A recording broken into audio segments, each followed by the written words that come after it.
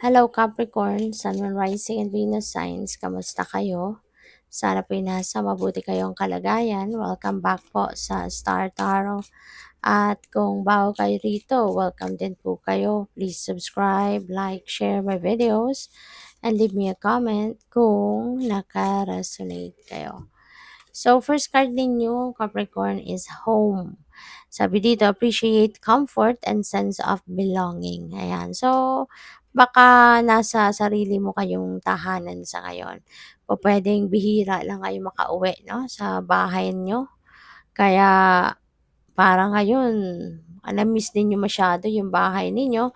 Kaya, now that you are home, pwedeng lahat, no? You are appreciating every corner of your home. Parang ganon. Kasi baka matagal ng panahon hindi kayo nauwi, no? At ngayon lang kayo nagkaroon ng pagkakataon. Kaya ngayon, you are definitely going to be appreciating the comfort, diba? And sense of belonging sa sarili ninyong tahanan. So, what else? We have belief. Examine existing beliefs. Okay? So, siguro, ngayon na, siguro mag-isa lang kayo sa bahay, no? Kaya ngayon magkakaroon din kayo ng time to know yourself better. Baka ngayon, yung parang mag-ano kayo, siguro you're going to reflect, you're going to do some kind of contemplation, reflection, ganyan. And siguro, now is the time also na parang i-examinin mo yung sarili mo. O pwedeng ito din yung time na parang i-re-evaluate mo yung mga belief system mo, ano na yung mga nangyari sa buhay mo, ano na mga naging achievements mo, ano na yung mga narating mo sa buhay ngayon, papaano mo yun narating, mga ganun. Ano pa yung, baka maiisip mo din dito, no, na sana, 'di ba? Mas marami ka pang maa-achieve, maaring mas marami ka pa sanang mararating sa buhay, 'di ba? Kung hindi mo lang pinigilan ang sarili mo because of yung mga paniniwala mo.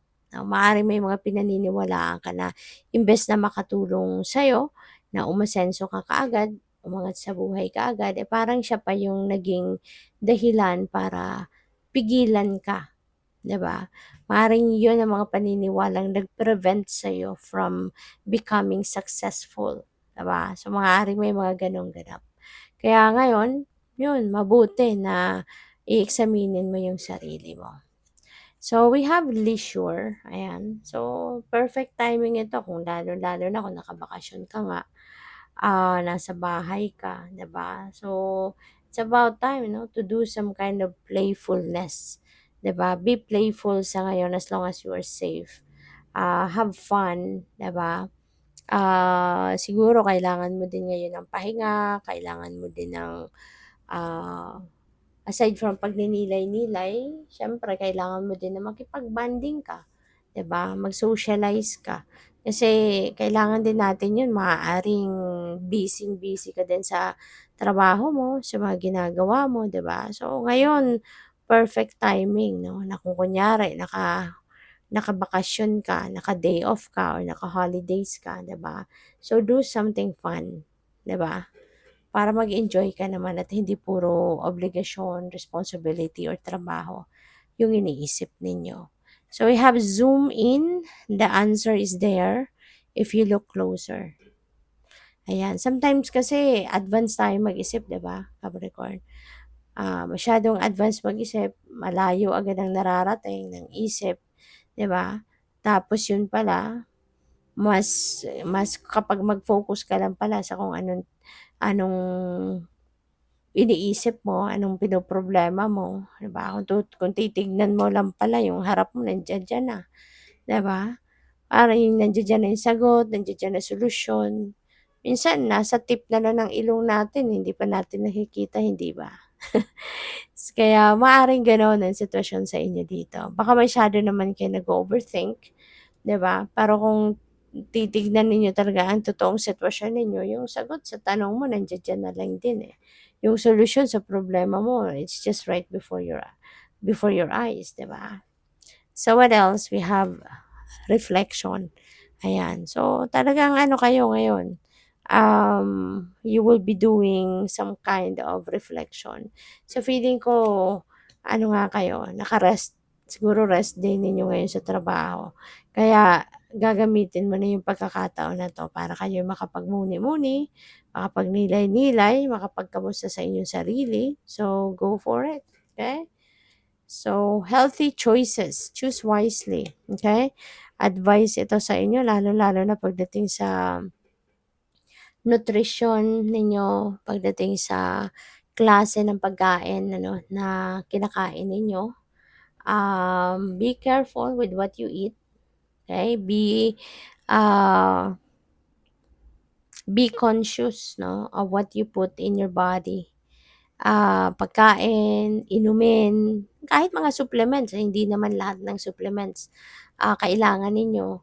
Hindi lahat ng supplements makakabuti sa inyo, 'di ba? Kaya kailangan nire-research din ninyo 'yan, tinatanong din niyo 'yan sa doktor, tinatanong ninyo sa mga nurse practitioners ninyo, kung sino man ang medical person 'no, na pinapatignan ninyo, kinukonsulta, ganyan. Ipagtatanong mo din 'yan para hindi kayo kunyari nagte-take na ng hindi naman kailangan, 'di ba?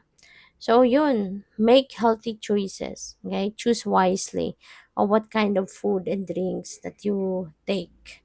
You have test, look for divine test. Ayan, kasi baka mamaya may mga ano lang kayo, baka merong mga test of faith na nangyayari dito. Baka tinitignan lang kayo ng divine kung gaano kayo katatag, gaano katibay ang dibdib ninyo, gaano kayo kaseryoso, 'di ba, sa pangako ninyo na kung hindi niyo na 'to iinumin, kakainin, or gagawin or whatsoever, 'di ba? So, 'yun, baka may mga temptation din, 'di ba, na pupuwedeng dumating. So, that could also be a test para sa'yo. Kaya ayun, pupuwede rin na minsan 'di ba, kahit merong kunyari, meron kayong ginagawa, you have, put all your efforts, time and energy, focus, nilagay mo na. Tapos 'di ba, parang mararamdaman mo na parang, "Tagal ko na ginagawa 'to, binuhos ko na lahat ng meron ako." 'Di ba, pero wala pa rin. Sometimes, it's just a test para sa'yo. 'Di ba? Kung gaano kayo katiyaga, kung gaano kayo nagtitiwala 'no, sa plano ng Divine Universe para sa'yo at kung gaano kayo katatag na hindi kayo magi-give up, 'di ba? Minsan test lang sa'yo 'yan. So, we have self-care, ayan, heal, repair, and reconnect. So, it's about time na, no, na alagaan mo naman ang inyong sarili. So, lalo-lalo na sa inyo, sa ngayon, ang iba sa inyo, kung kayo'y naka-day off pa. So, might as well, 'di ba, gamitin ninyo, i-maximize ninyo yung oras ng day off ninyo para maalagaan ninyo ang inyong sarili. Okay? Bigyan ninyo ng pagkakataon ng sarili ninyo na makapagpahinga, makapag-unwind, 'di ba, makapag-relax, kasi pagkakataon mo na 'to. So, what else? We have companion, ayan, maaaring meron kang kaibigan, baka sa pagbabakasyon mo, sa pagchi-chill mo ngayon, baka kasama mo ang isang kaibigan. So, it's good, na meron kang karamay ngayon sa saya, sa pagpapahinga, may nakakausap ka kahit papaano, may support system ka. So, pupuwedeng itong taong ito mas nakakatulong din sa'yo kasi ini-inspire ka or mino-motivate ka din na ipagpatuloy mo yung ano na 'yan, yung kung ano man ang ginagawa mong pagse-self-care. So, we have warrior spirit, stand your ground. I always remember that. Manindigan ka, don't allow other people to run your life or don't allow other people to do what you need to do para sa sarili mo. Huwag mong hayaan din ang ibang tao apak-apakan ka, 'di ba?